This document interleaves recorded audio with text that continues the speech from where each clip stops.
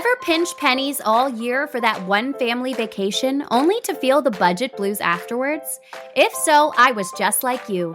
After 3 vacationless years, I stumbled on credit card rewards travel and cracked the code to amazing vacations that I could actually afford. Welcome to Wonderland on Points.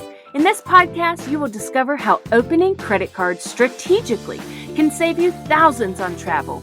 We're not just dreamers anymore. We're 2 adventurous moms turning dreams into reality. Join us as we spill all the points and miles secrets. And contrary to popular belief, you don't have to spend $1 million to earn 1,000,000 points. Traveling on credit card points isn't reserved for those with overflowing bank accounts. It's for everyday people like you and me, learning to turn routine expenses into free travel. Consider us your points travel guides. This is Wonderland on Points. Let the adventure begin.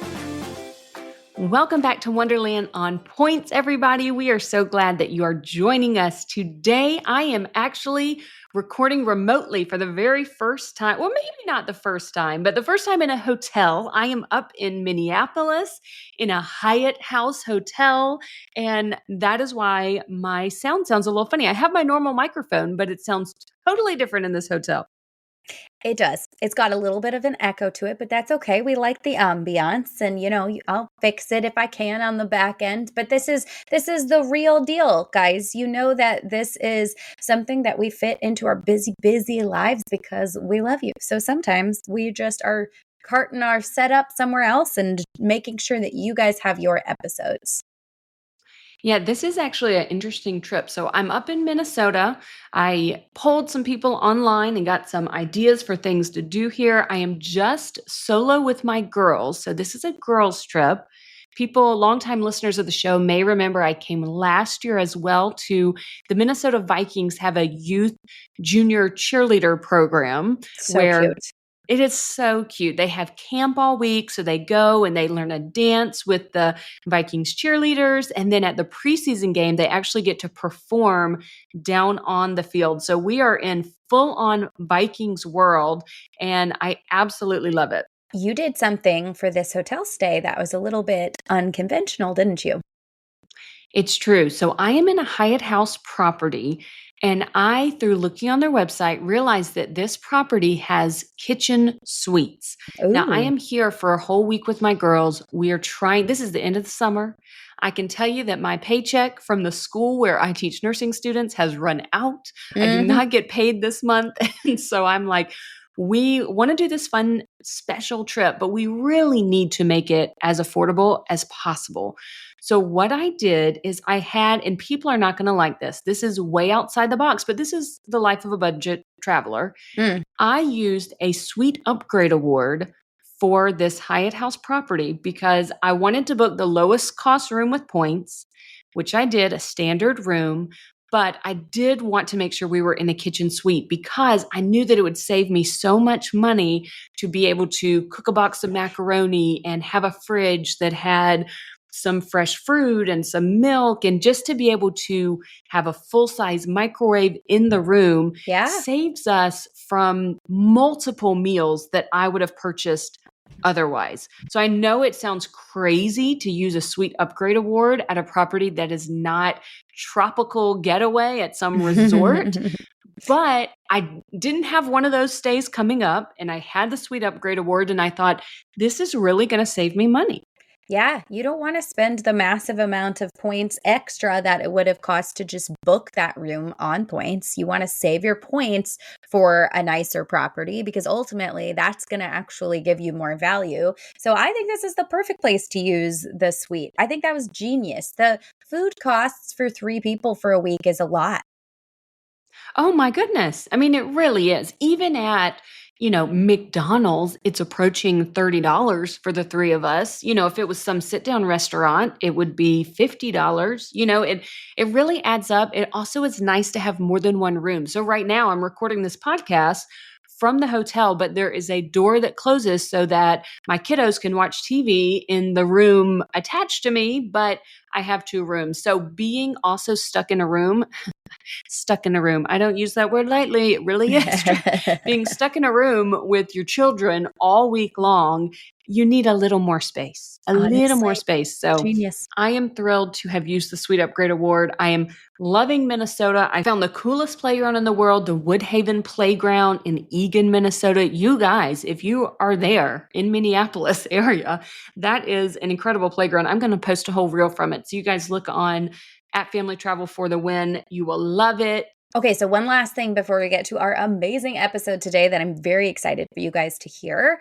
On your way to Minnesota, you finally got to use the thing that you were hoping to use on your European flight, but it arrived 20 minutes too late for you to take it with you. 20 minutes. Come on. But it seems like you are completely obsessed. And now, even though it's 90 degrees outside, I want one too. Tell our listeners about this magic. Yes. So Comfort brand hoodies, if you haven't already been getting them on your social media feeds, you probably will now after listening to this episode because phones hear everything. But they have a couple travel hoodies. So they have an airplane mode hoodie, which definitely went viral. It has the eye mask like attached to the hood of the hoodie that you can tuck back or bring down. And then they also have a travel essentials hoodie. And I made a YouTube video over on the Wonderland on Points YouTube page. You can compare and contrast the two. Right now, the airplane mode hoodie is actually out of stock, but you can order any of the colors and they will arrive in November. So just about the time that it's actually cold enough that you need a hoodie, you will have it, and it's plenty of time, early enough for the holidays if you're shopping for like a travel lover in your life. I thankfully was able to snag one of those before they went out of stock, and I got the travel essentials hoodie. So I got both types of travel hoodies. And so on this trip, I wore the travel essentials hoodie and I gave my daughter my airplane mode hoodie because realistically, she has a much better shot than me of sleeping on an airplane. I was like, you can have the eye mask, whatever. I'll take the other one. I put my AirPods in the side pocket. I didn't even bring a purse on this trip because in the pouch of the hoodie is a whole pocket that zips up. On the side of the hoodie, there's another pocket that zips up. So I was able to put my driver's license, even my car keys that we need for when we get home in that side pocket, zip it up. You can't even see that pocket when you're wearing the hoodie. It's incredible. I love this because I'm that person who stuffs everything in the airplane seat in front of me in the little pocket and then like panic checks it 45 times before we get off the flight because I think I've left something in there. And I am also the person who, if I bring a crossbody, is like trying to stuff my crossbody inside my other bag when the Southwest agent is like, sorry, even your crossbody has to be combined into your personal item, only 2 items each. And so this is just a game changer. It allows you to put all of the things that you actually need right on your person, but they're not bulky and obvious. And I think it's super genius. It looks so cozy. I want one really, really bad. And guys, we have a code for you. Yes. So we have a link. It's not so much a code that you put in, but it's a link that gets 15% off. And that 15% off is off the whatever like sale price you see on the website. So we'll put it in our show notes. It does give us a small commission and you get 15% off. So if you want to try it out, get them because there is nothing better in this world, let's be honest, that they really have the perfect name brand for this. I mean, they picked it right. Comfort without the O. So it's like COMFRT. Right. And it really is. Nothing is more comfortable than a hoodie. I mean, let's be honest. It's the greatest piece of clothing there is. No, I agree. I've recently been inventorying my basement after a flood and I have way too many hoodies, guys, but let me tell you that none of them have compartments for all of my things. So I clearly need another one. Okay. Yeah, if you're going to have a hoodie, let it be functional. That's amen. what I say. That's what I always say. Let it be functional. Is that what you always say? No, but all it right. is now. Okay, guys. Well, before we get any more unhinged over here, we are really, really excited to let you listen to our interview with Elizabeth today. We are going to be going into the fascinating rankings of the hotel rewards programs for this year that we teased a little bit. So without further ado, here is our interview with Elizabeth. We are really, really excited to have Elizabeth Von Tersch with us today. She is the senior travel editor at US News, and we are so excited to have you with us today because we are going to dig into the ratings that we teased a little bit in a mini episode a few weeks ago. Guys, we're talking best hotel rewards programs, and Elizabeth is here to walk us through that entire thing. So, Elizabeth, welcome. Thank you for being here. Tell us a little bit about you and how you got to where you are now with the points and miles world. Thank you. Thanks for having me. Happy to be here. So as you mentioned, I'm a senior travel editor with US News. I have been there for about 3 years and leading their best hotel and airline rewards program rankings. So that was really the start, kind of the start of my journey into the points world, into a more definitive points world. Before that, I traveled a ton with Forbes Travel Guide. I worked there for 11 years for doing everything from editing to doing incognito hotel inspections for them. Ooh. So traveled a lot, but honestly didn't get too into the points at that time. So I'm glad I found it now over the last 2 years. As you know, you can really get a lot of value from it.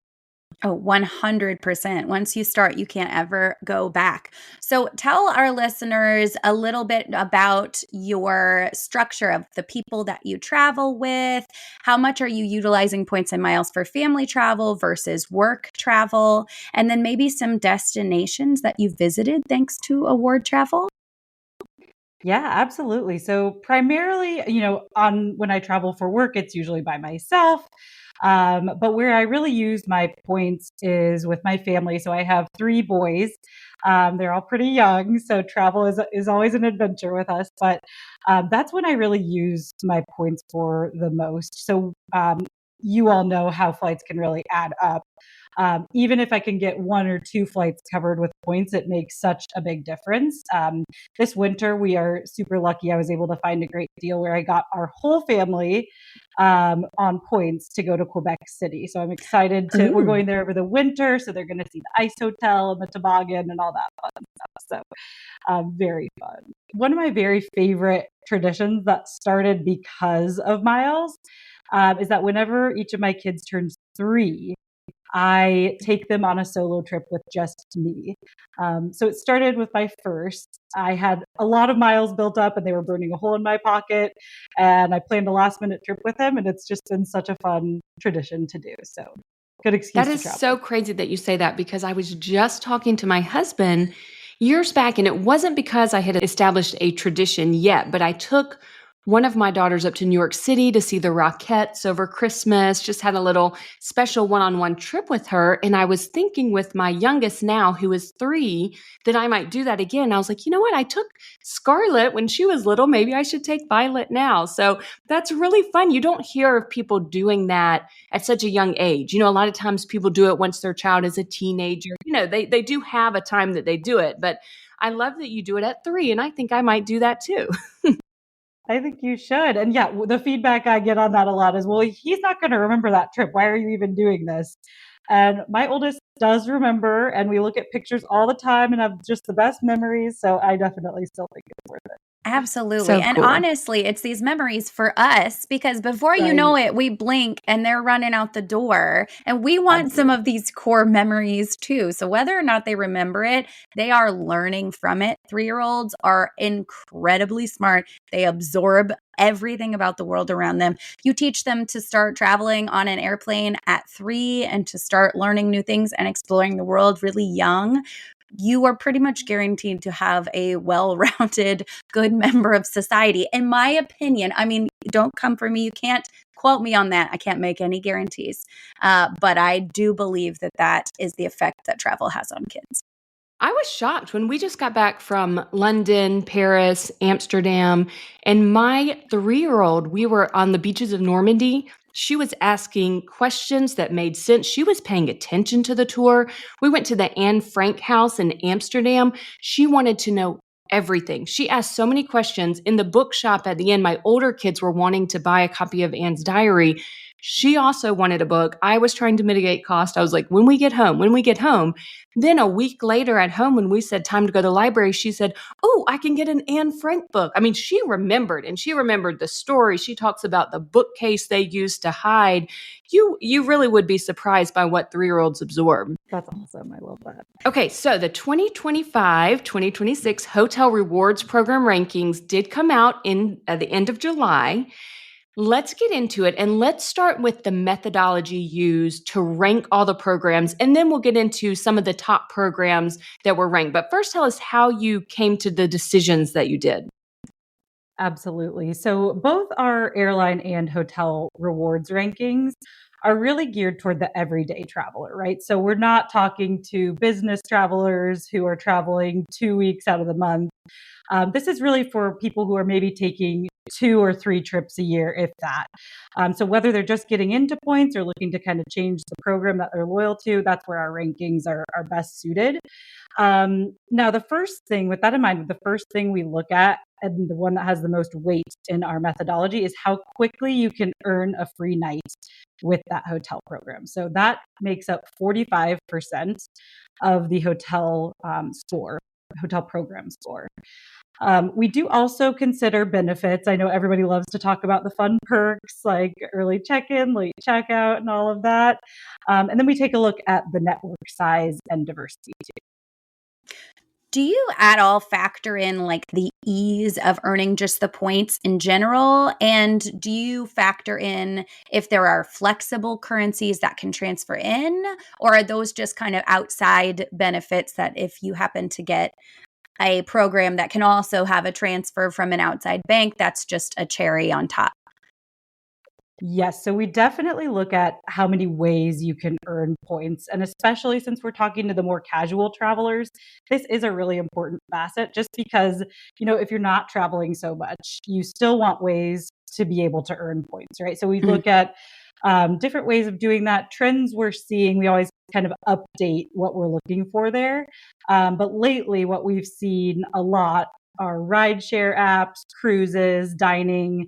So they're getting really creative and widespread on how you can earn points through the program.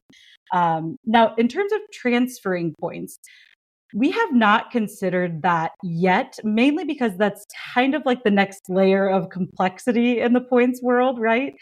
So to keep it simple, we don't factor that in, but it is becoming a really popular thing, and people are wanting to know more and more about what transferring points means. So I definitely see us using that in the future. Absolutely.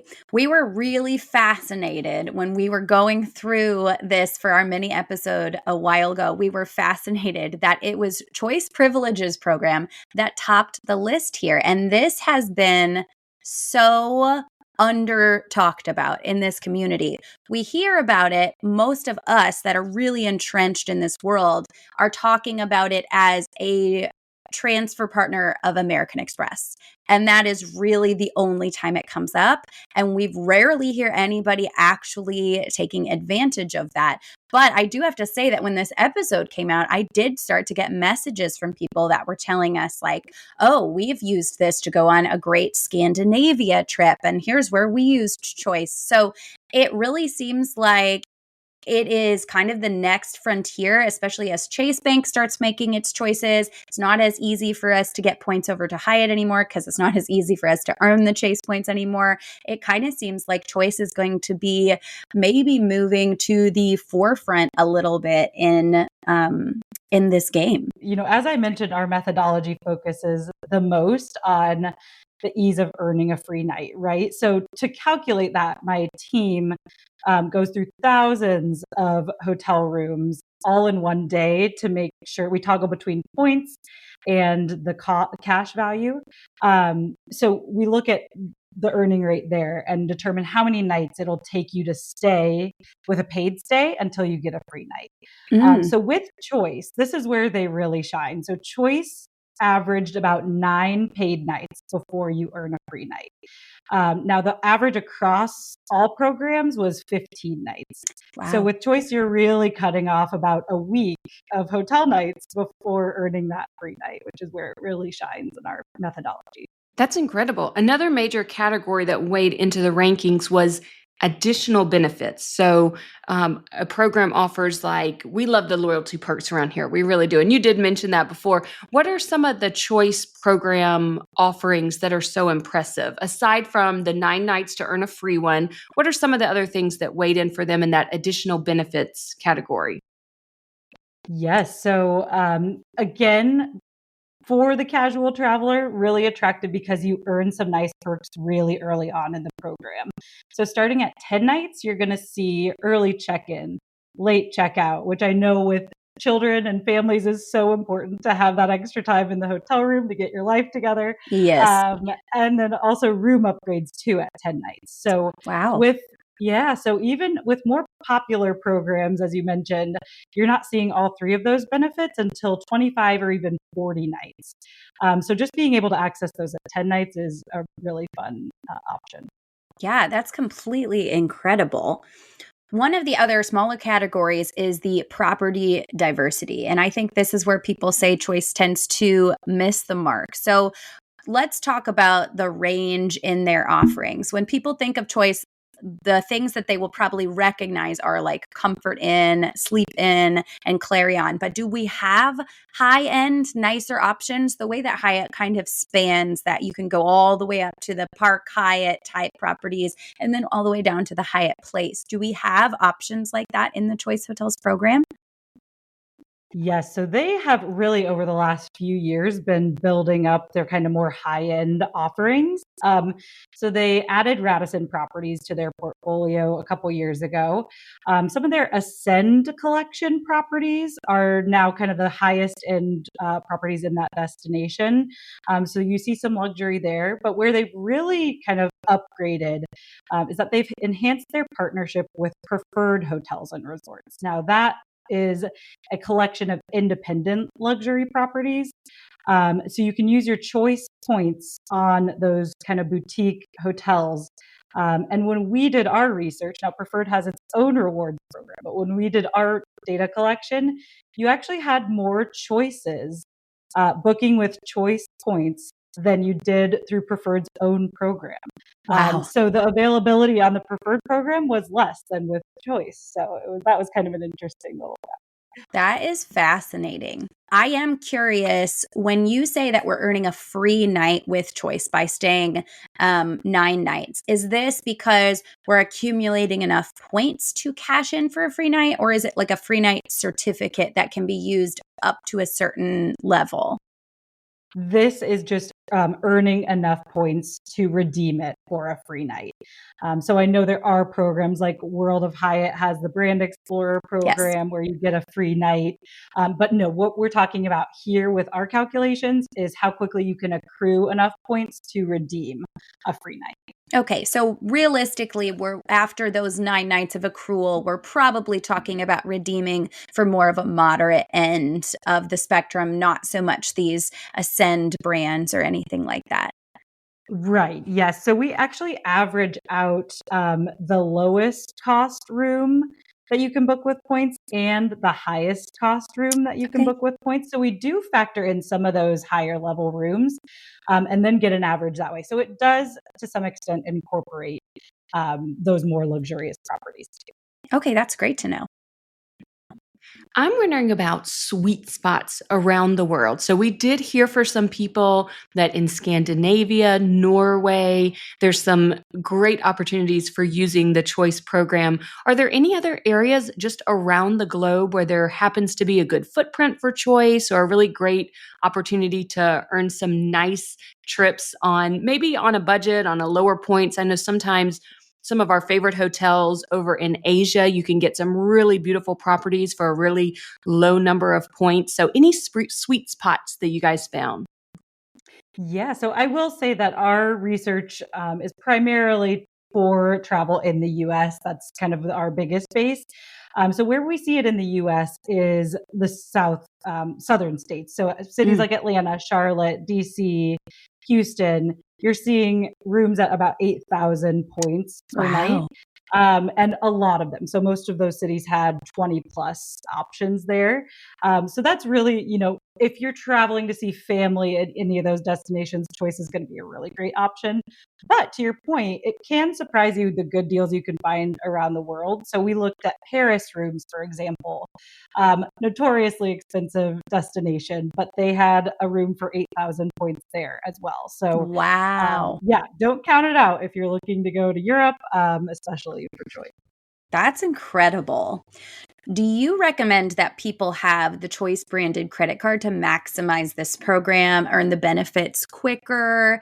And what are your thoughts on their card offerings? I do know that I heard a couple years ago they were offering these cards with something closer to 100,000 points for a sign-up bonus. I believe when I checked a couple of weeks ago, it looked like it was coming in around 50 or 60,000. So I don't know if these larger sign-up bonuses come back regularly, but what are your thoughts on the credit card program overall?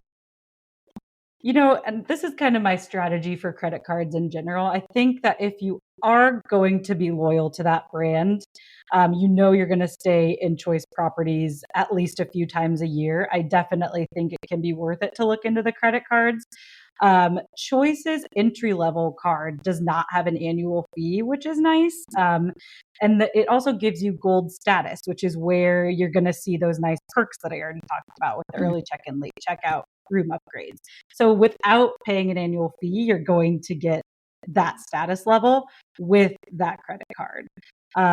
You also earn 5 points per dollar versus I think it's just 1 point per dollar normally through Choice when you book through Choice. Now, I will say, as I mentioned, you need to make sure you're going to be loyal to that program, right? You don't need to have 25 travel credit cards because then it can get a little more challenging to track, to manage, and to figure out your payments and all of that. If you're paying premiums on them, then you're going to obviously negate any benefits that you're getting. So 100%. I want to point out too for everybody that a lot of the transferable point currency cards do transfer to Choice. So earlier, Joanna mentioned American Express. That's a 1-to-1 ratio. Capital One miles, 1-to-1 ratio. But what the bank that really shines, if you want to get into the Choice world more and think you might be staying at their properties more, is really Citi, because with the Citi Strata Premier card, it's actually a transfer ratio of 1-to-2. And even with the Citi Double Cash card, it's 1-to-1.5. So your points really will go further if you want to stay at Choice properties and you still want a transferable points currency card. Maybe you don't want to niche all the way down to just a Choice card. Then Citi is probably the bank you want to look at and research a little bit more and then dive into that world. So we're going to move on from Choice, but I wanted to throw that out there in case anyone wants to be researching more if Choice is kind of, and we're budget travel here. So a lot of times we stay wherever's the cheapest. We don't always recommend kind of going all in with one loyalty program because sometimes that doesn't serve you well. Staying just wherever is the cheapest on any given day, any given city, it will truly save you more money. If you want all the loyalty benefits, that's when you think about, is it worth it to me to just niche down to one hotel program? But the program that came in second place, which is another surprise, is the Wyndham Rewards program. So tell us, what did you love and what scored the Wyndham's program high enough to earn that number 2 spot? Absolutely. So like Choice, a really strong rate of earning until you reach that free room. So they have a similar earning rate of 9 nights on average before you accumulate enough points to redeem a room. Wyndham has an enormous network also, which really works in its favor too when you're factoring in the network size. And then Wyndham's benefits are not amazing. I will point that out. I know that's a point that a lot of people make. Their status is not going to give you the best perks right away. You can take, I think it's up to 40 nights before you even get room upgrades, which is a little bit rough. But they do have something really nice for the casual traveler, and that's the rollover nights. So a lot of programs offer this rollover, but Wyndham is one of the only ones that does it for entry level members. So even if you don't reach that very first status level, your points roll over to the following year to kind of give you a head start and maybe give you a chance of achieving status the following year, which is a nice little thing for them. That is a great perk. And I want to point out to everybody, we haven't talked about Wyndham in a while, but Wyndham has the Vacasa properties that you can actually use your rewards points to stay in more Airbnb style family properties rather than hotel rooms, which is very, very cool for larger family travelers. Yeah, that's a great point. Wyndham also offers a lot of all-inclusive options too, and you can use points on those, which even if you're just getting away with your spouse and not your whole family, that can be a really good option to save your points up for sure. Yes, we love the opportunity to do all-inclusive properties. So that is excellent to point out for sure. What are some of the brand names of their all-inclusive properties with Wyndham? So Wyndham, the two biggest brands are the Viva brand and the Grand Palladium brand that you can look for all-inclusive options. Now they're typically in the Caribbean, Dominican Republic, Jamaica, and the Bahamas. So if you're looking for a tropical getaway, that's a good choice. That sounds amazing. Take me back to a beach right now. Before we move on, I want to let everybody know that Citi ThankYou rewards and Capital One transfer to Wyndham. So you guys, we just did a little mini episode on Citi, on their new partnership now with American Airlines. So those Citi cards are becoming more and more valuable. You've got a full vacation here with some AA flights and either a Wyndham or maybe a Choice hotel. That card is very, very quickly making itself far more desirable in the world of points and miles. So all of these big changes are a lot of fun. Okay, let's move on to the third place program, which is our personal favorite. We are big Hyatt loyalists here. It's hard not to be with some of the value you can get out of their points. We were actually fascinated to see them in that third spot and not a little bit higher up, maybe just because they're first in our hearts. But what would they need to do? What would you need to see from them in order to grab the top spot? Does that have a lot to do with how small their footprint is? Yes, so that's a really great point. So Hyatt is one of the smaller programs, just under 2,000 properties with Hyatt. So in addition to looking at the sheer number of properties available within the program, we also look at how many there are available to book with points at the time of our data collection. So we look about 3 months in advance. And this year, when we looked, Hyatt did have quite a bit fewer options in booking with points than Wyndham or Choice. So that definitely factors into it as well. But Hyatt, like all other brands, is constantly acquiring new brands, constantly changing. So I could definitely see them building up a little bit and maybe making some changes. One thing we all love about Hyatt is their fixed award chart. So they have off, peak time pricing, and then they have off peak or high pricing. I don't know if that factors in at all, but from a consumer standpoint, we really love that aspect of their program versus the dynamic pricing that changes all of the time. I don't know. I'm thinking that doesn't matter, does it? Well, it definitely does factor in because, when we look these rooms up, those that are using more dynamic pricing are typically just going to require more points in general, right? So when you look at Hyatt, that is one thing that we love about it too, is those higher end properties, the Park Hyatts, they're averaging about 45,000 points a night, which is very, very reasonable compared to when you look at Hilton or Marriott and their top rooms. I mean, they're millions of points, in the millions. So it's really wild how reasonable Hyatt looks in comparison. And that definitely does factor in too. I'm going to circle back a little bit because we didn't ask this question, but both Choice and Wyndham are dynamic points pricing, right? It has to do with the dollar cost per night and not any kind of a fixed award chart. I believe so, yes. And, it just goes to show, though, that those brands are still keeping their rooms relatively low in cost and points. So that's really where they're doing well. Yes. This is really exciting. And I do want to let everybody know, guys, we will be digging into a very choice-based destination episode talking about a whole overseas Scandinavia trip that was largely focused on choice hotels. So be looking forward to that in the next couple of months, because I think that's going to be really interesting. We are going to try to start featuring more of these other brands of hotels, even though we love Hyatt and we will always love Hyatt. It is good to be expanding our horizons, especially as things change, and especially just because of how well this program did in these rankings. Were there any other hotel programs on the list that made big moves in the past year to improve their rankings? Because you do the rankings every year, so I would imagine there's some consistency, some brands that are always at the top or always lower down, but which hotel chains really made moves this year? Yeah, so other than Choice, which moved from number 4 all the way to number 1 this year, it was pretty consistent for all the other brands. There is one SLH Club shifted up slightly in the rankings. Now, this is a kind of a boutique little brand. So they don't have very many properties and they're quite expensive, which kind of makes it difficult to earn enough for a free night.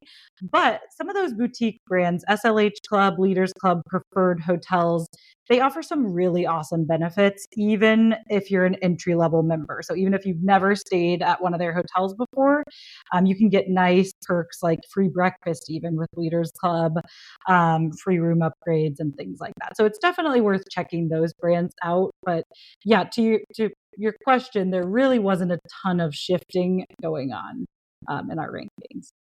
There were actually a few in this list that we had never heard of, which, as people who podcast this kind of content for, I was going to say for a living, for a partial side job, we put a lot of hours into this, guys. That's all you need to know. But we were surprised to still be hearing names of programs that we hadn't heard before. We were actually wondering if the SLH had anything to do with the Amex small luxury hotels collection. Are those things related, or are they completely different? Yes. So Small Luxury Hotels is the brand of, it's just a group of boutique properties. So they're still kind of independent properties on their own. They're not under a big brand like Marriott, obviously, but they kind of grouped together in the Small Luxury Hotels Club, just so that you can, yeah, they are one and the same. Good to know. That was a question I had while we were doing that episode. So you are the perfect person to ask. I guess I could have Googled it, but I forgot. So now we're just bringing it all up.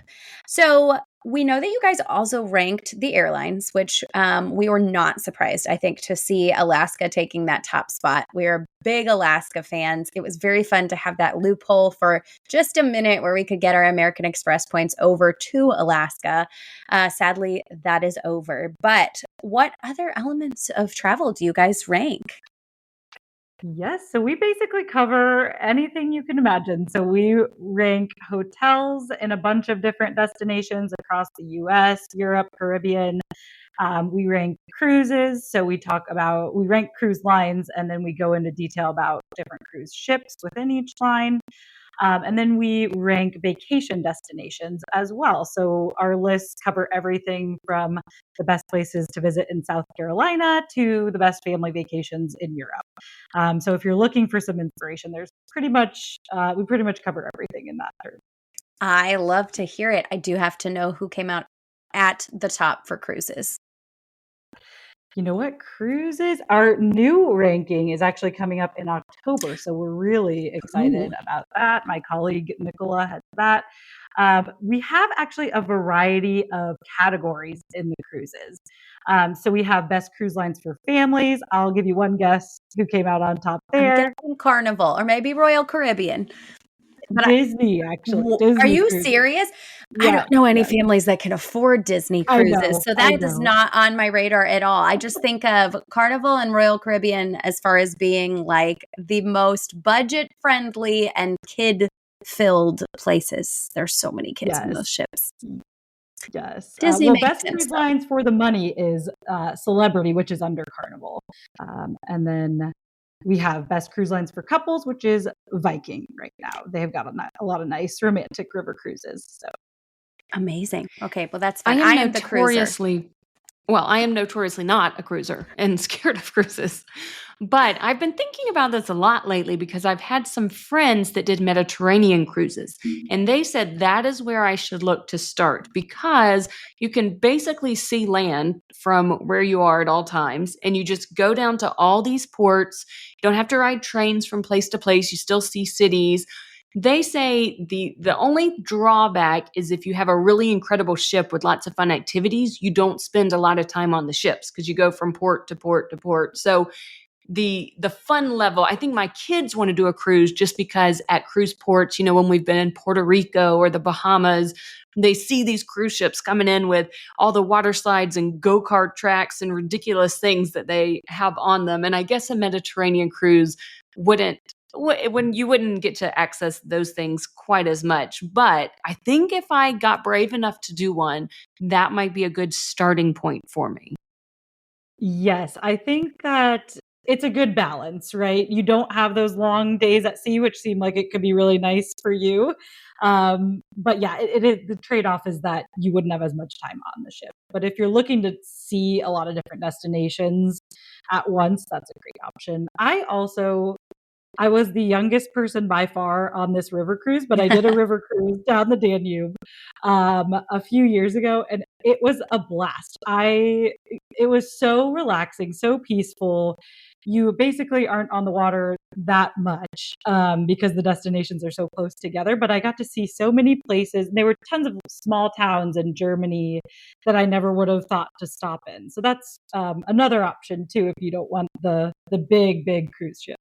I'm going to need Yes. Viking River Cruises to sponsor this podcast and send me and you, Joe, on an We'll cover it. exploratory We got it. river cruise. I get along well with the elderly. They like Same. me. It's my my demographic. So I think we would fit right in, Joe.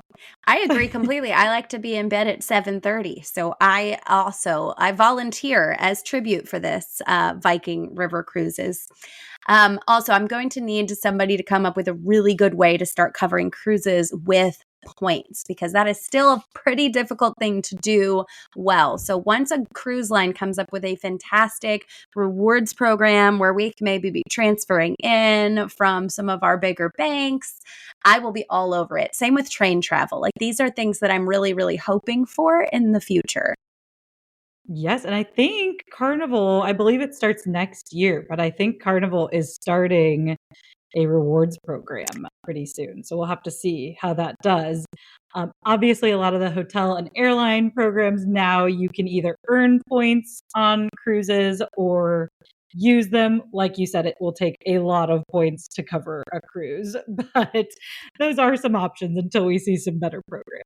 For sure. There are ways to get them for zero out of pocket. You can travel, purchase, erase with your Capital One miles, but the value is not quite there like transferring to some of these great hotel programs like Hyatt. So, talk to us about just you and yourself.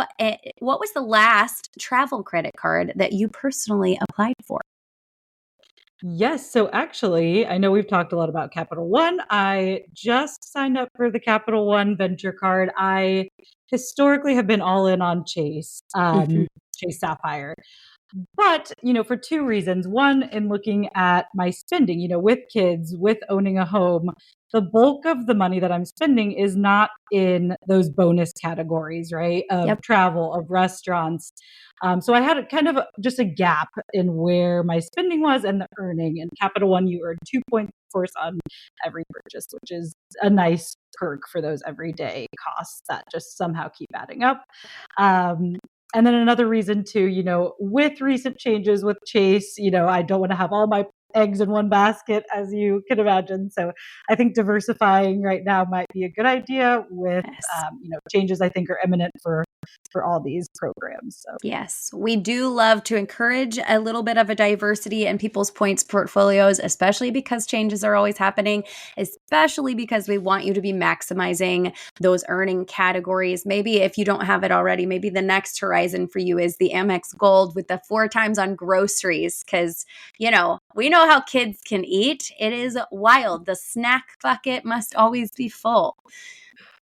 see, I'm waiting for the credit card that gives me a good value on wholesale because we're a Costco family Yep. and we need those points. Honestly, it is so frustrating to me. My Costco card is my Chase Inc. Unlimited. That's 1.5 points on everything because it's so frustrating that they only let you use a Visa. My Capital One is a MasterCard.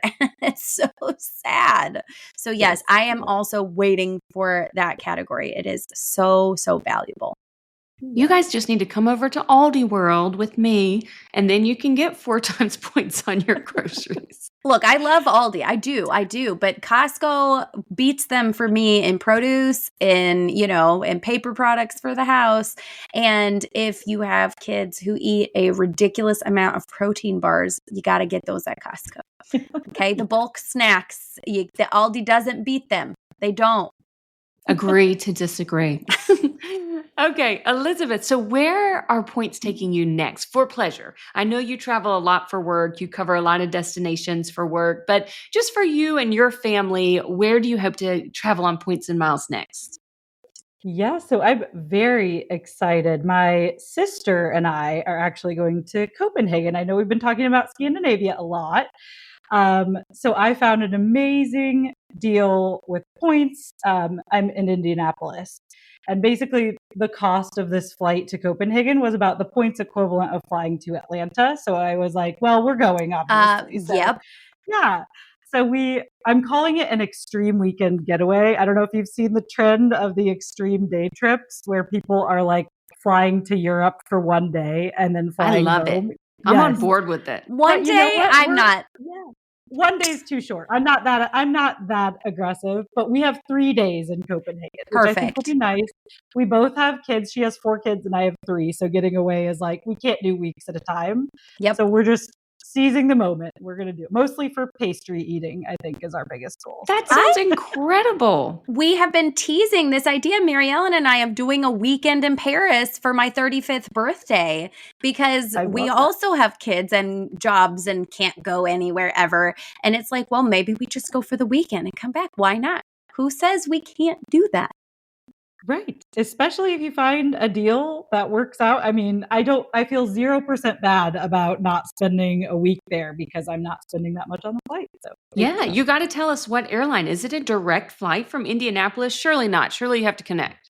We have a connection in New York. It's actually Delta Airlines, which I used to live in Atlanta, so racked up a ton of those miles, and I still have some piled up. So yeah, so they actually have some. So this is actually kind of a nice tip. I know a lot of people see like flight deals and kind of think it's a scam because it's like, is it really ever a deal if an airline's advertising a deal? But Delta and a few other airlines will have occasional flight deals where it's just like kind of sometimes they're decent, but this one happened to be really strong. So if you just look them up and go to their website, you can usually, if you don't have a destination in mind, you can kind of find a good deal and go where it takes you. Okay. I love this. This is going to be so fun for you guys. I also like to travel with my sibling because I have a husband who doesn't love airplanes. So I love to get a little bit of sibling travel in there a couple times a year if I can. So that's going to be such a fun time for you guys. Yes, I'm very excited. Well, Elizabeth, thank you so much for spending your time with us today. Thank you for reaching out to the podcast to share the U.S. News rankings for this year. We would love to have someone from U.S. News back when those cruise rankings come out for the next year, and we will dive into that, talk all about it. I think people are constantly wanting more information on cruises, and so we would love to get it to them. Absolutely. I'm sure Nicola would love to join you both. She's also a mom of a little one. Well, that is what we love here. We have the large majority of our listeners are moms. And so this is kind of a sweet spot for moms. We love teaching moms how they can travel better with their families. And thank you for coming on and sharing all this with us because this really helps empower all of them to travel better, travel smarter, travel for less out of pocket. So we hope that you have a great rest of your week. And thank you for being with us. Thank you so much. Nice to meet you both. If you enjoyed this show today, please consider writing us a review or clicking 5 stars wherever you listen to your podcasts. And please subscribe and follow along so that you never miss an episode. You can follow the podcast on Instagram or YouTube at Wonderland on Points Podcast. You can find me on Instagram at Family Travel for the Win with the number 4. And you can find me on Instagram at Points to Wonderland. If you're thinking about getting a new travel rewards credit card, consider using the links in our show notes. Using our links helps to support us and keep our podcast going so we can provide you with all the latest tips and tricks when it comes to traveling on points. And if you aren't sure which card is right for you, shoot us an email at wonderlandonpoints@gmail.com, and we would be happy to walk you through a free card consultation. That's also a great place to send us all of your comments and questions. Thank you so much for joining us, and we will see you here next time.